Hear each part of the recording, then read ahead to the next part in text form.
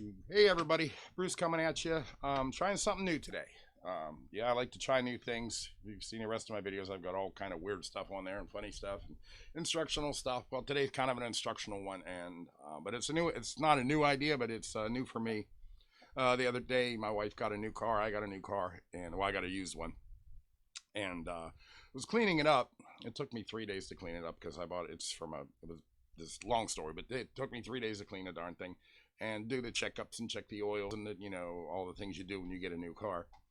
And while I'm doing it, I'm thinking, anytime I do a project, I always think of my dad, because my dad taught me a lot of the stuff that I know, especially about woodworking, cars, and those things. I mean, I was a little kid handing them the wrenches and getting yelled at for giving them the wrong ones. So I learned at an early age, what the tools were and, basic tools and how to use them and how to take care of your cars. He was a fanatic about his car. But it got me to thinking now. I have two daughters that I raised by myself since they were 3 and 4, and the oldest one's going to turn 27 next month. Wow, that's over 20 years. Just hit me how long ago that was. But anyway, in raising my daughters, they're both great. They're both doing well. They're out on their own now. I taught them dad stuff. I taught them, how to change a tire, how to check your own car, all those things that I feel we should all know. Boy, girl, doesn't matter. We should all know certain things in life, basic necessities, basic tool use, just about even right down to like sewing on a button. Guys out there that don't know how to sew, some girls too, don't even know how to put on a button. I mean, sometimes you have to. These are all things that you should learn at a younger age to carry you out through life. In fact, I always wished in high schools they would have like an elective class just called General Life, where they could teach you this stuff. One week you could work on a car, next week you work on sewing something. Like take home economics and modify it, make it more for common sense things. For instance, my buddy was out the other night, and he doesn't get out very much, and his daughter called him. She was stuck on the other side of Pittsburgh, which would be 50 miles from where we were. She couldn't get her car started, and so she calls her dad. Nice guy, and he did the dad thing. He dropped everything and went after his daughter. I would too. Well, when he got there, turns out the reason the car wouldn't start is she didn't have the gear shift pushed the whole way up into park. And on some cars, when you do that, it'll try to turn over, but it won't start. And in this case, that's what happened. That was a Subaru Outback, I think. So he had to drive 50 miles all the way out there for something that you don't think of. So if you know about stuff like I talked to your kids about it, let them know. Would have saved him, if she would have known that, it would save him a 50-mile trip, hour both ways. And, he would have been able to enjoy his night out. But, and nothing against him or his kid. I'm just saying what happened. My daughters, I've raised them, taught them how to change tires, everything, changing tires, sewing buttons on, cooking, basic. I taught them how to cook when they were younger. Today's video, though, I want to start doing this series of videos, and I really like you guys' opinion of them in the comments. They're not all going to have a big monologue to begin with, because this is the first one I want to explain what I'm trying to do. I'm going to go film this, and hopefully it'll come out nice, and you're going to learn something from it. I'm going to teach y'all how to basic maintenance on a car, just how to check things, and it should be done about once a month, in my opinion. Some people do it every 2 weeks, some people do it every 2-3 months, but I recommend doing all these things I'm about to show you once a month. Now, you're going to watch this video. A lot of people are going to watch this video and say, well, I know how to do that. That's easy. This is for the people, the younger people that haven't been taught this. A lot of people depend on their parents to take care of their cars. A lot of people depend on their husbands. Some people depend on their wives. They just simply never learned it. And there's nothing wrong with that. But I just think it might help people a little bit, especially younger people, because I'm learning more and more. I used to work at Walmart in the auto department, changing tires and whatnot, and it just amazed me how many 20 to 30-year-olds would come in there, didn't even know how to put on wiper blades, and I'm not blaming them. It's just something they never got taught. So this is a way. If this series continues, I'm going to do a different video each time I feel like it, explaining how to do just basic life stuff, and hopefully somebody finds it useful. Somebody, I think at a certain age, if you don't know how to do some of these things, you might be afraid to ask somebody. Well, that's what I'm here for. You can watch my video, no one has to know, and you'll learn something from it. And I love explaining things if you've watched any of my other serious videos. So we're gonna get into this now. Gonna show you my new used car, and gonna go over a few things, and I'll see you at the outro. Okay, so here's the car we're going to be working on today. It's a 2007 Subaru Legacy. We're not really going to be working on, but I'm going to show you a few things. First thing I want to show you is we're going to do under the hood. So you open up your door. Down in here, you can't see it on the camera, but it's right there. There's this little switch. You hear that click? Look at the picture on there. There's a car with a hood open on it. That's your hood release. Now the thing about the hood release is it releases it, but if you pull up on the hood like I'm going to right now, you'll see that it won't come. That's a safety in case you happen to do it while you're driving.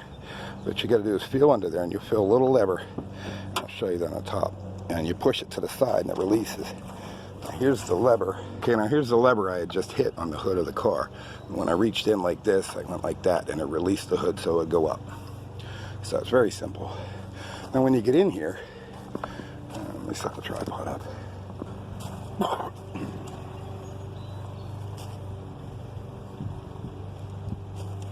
Now once you're under the hood, we're going to check the oil. Usually the oil is the most common or most prominent dipstick, and this is your dipstick. So you got a paper towel, which I'm sure you can probably find napkins or something in your car if you're like me. Pull the dipstick the whole way out, and we're going to wipe it off first. Get all the oil off of it. This is your dipstick here. Now on this one, being a Subaru, you'll see, I don't know if the camera picks it up or not, but there's two holes in it. Now we want our oil to be in between these two holes. This even says L for low, F for full. So put it back down in the hole we just took it out of. Let it sit for a second. Pull it back up, and then gently look and see where that oil is hitting. Now according to this, I'm low. It's not even up past the L hole. I'm going to try it again just to be sure. Doesn't surprise me, it's an older vehicle. And if you're a little low, all you have to do is add it. And I'm going to teach you how to do that too, apparently. Okay, let's try this one last time, bring it back up. Okay, that is definitely low. I can see the level of my oil is right here where my fingernail is, which is definitely below the low. Which means I need to add a quart, maybe even two. Usually if it's halfway in here, you got to add a quart. So every dipstick's a little bit different. Sometimes they have what I call a waffle pattern where you have to get the oil in there. So we're going to add some oil to this. Okay, now on your oil, this is your oil cap, and you can tell because it says it's got a picture of an oil can on it. We're going to take that off. It's got a picture of an oil can on it right here, and it's a little dirty. This says 5W30. That's the type of oil you're going to use. Sometimes you have to use synthetic oil. In a newer car, they all take synthetic oil. This can take, I'm going to put a synthetic blend in it.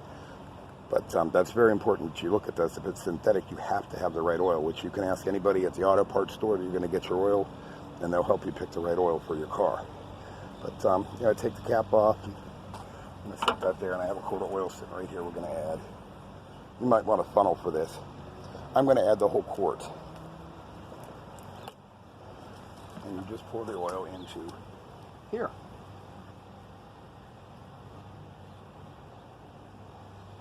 Like I said, this is an older car, so I'm not surprised that it needs oil. Sometimes the older cars will go through some oil. And just be careful you don't spill any on your engine block. And a lot of times you won't even have to do this to add the oil, but you still need to know. If I hadn't checked that out, I might have run that engine dry. And if you run an engine with no oil in it, it'll seize up on you and be ruined, and you have real problems. Put the cap back on. And we're going to check the oil again like I showed you. Oh, one thing I did want to show you, a lot of times, especially in a Subaru, your oil dipstick will have that symbol on it, which is an oil can. It matches your oil light on your dashboard. Put it down in here. Checking our oil. All right, we are right where we need to be. It's right there on full. So that's 1 quart I had to add, and it come out perfect. So that's good. Another thing, easy one to check, which this is the one you probably have to do most often, is your windshield wiper fluid. Now you can buy it at any Walmart, any grocery store sells it. This is your windshield wiper fluid symbol right there on this cap. And all you do is take this cap out, and you put, I don't have any, I need some, but I don't have any put in. And you just pour the blue stuff right in there. And you can fill it the whole way to the top. Not to worry about overfilling it, it won't hurt anything. So that's that. Just back here. My power steering fluid is over here. Generally, you won't have to mess with it unless you're leaking some. But it also says on the cap about power steering fluid.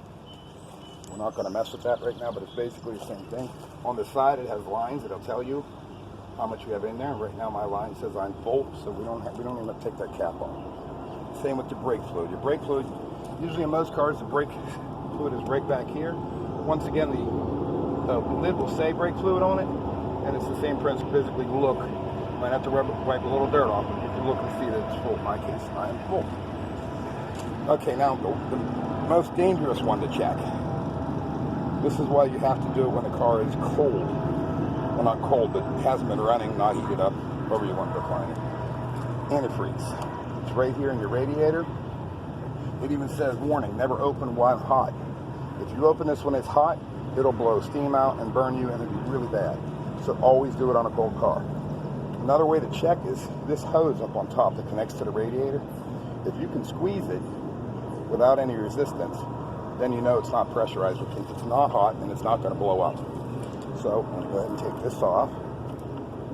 And I can see in there, I can see the antifreeze, engine coolant, whatever you want to call it. And it's fine. So we're just going to put this cap back on and leave that be. That's basically all you have to do what's under the hood at this point. So let's move on to the tires. I'm going to teach you how to check the tire pressure. Now, every tire pressure is different in every car. You're definitely going to need one of these. This is a tire gauge. You can pick it up at Walmart, auto parts store, anywhere. They're only a couple bucks, about the size of a pen. Keep it in your glove compartment. Now, you say to yourself, how much air do I put in my tires? Well, that depends, and I'm going to show you. Your car will tell you. Open your driver's side door, and there's two stickers down here. Sometimes there's only one. In my case, there's two. Let me see if I can get this turned right. It says right there, tire size, cold pressure. Tire front, there's your size of your tire. If you're ever going to get new tires, there's your size you need. And here is the PSI we're going to do for the tires, which is pounds per square inch of air. In this case, the front is 33. The rear is 32, which really isn't much difference. So you go to your tire. I've already taken the cap off because I'm only using one hand this time. You go to your tire, push your gauge on there, push it on there like this, and that little thing comes out on the end. And we're going to see what we got. We have, well, I don't know if you can see it or not, but this is on 32, so I don't have to add any air. If it was lower than that, I would have to take it to the gas. If it was lower than that, I'd have to take it to the gas station and get some air put in it because I don't have a car pump. Got a lot of tools, that's not one of them. So that's all there is to that. And I think that's about all for this video. We'll go back to the outro. Well, it didn't work out as perfect as I was hoping it would.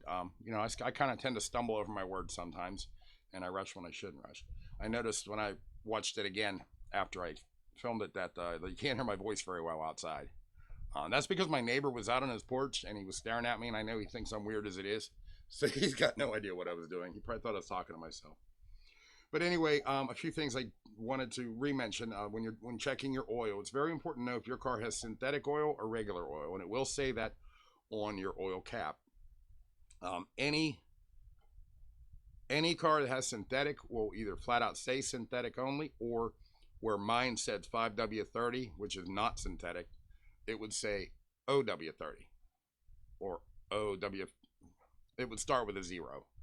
And like I said, the best thing to do is if you're not sure what oil to put in your car, ask someone at the auto parts store. They're there to help you out. Tire pressure is another thing I went over real quickly.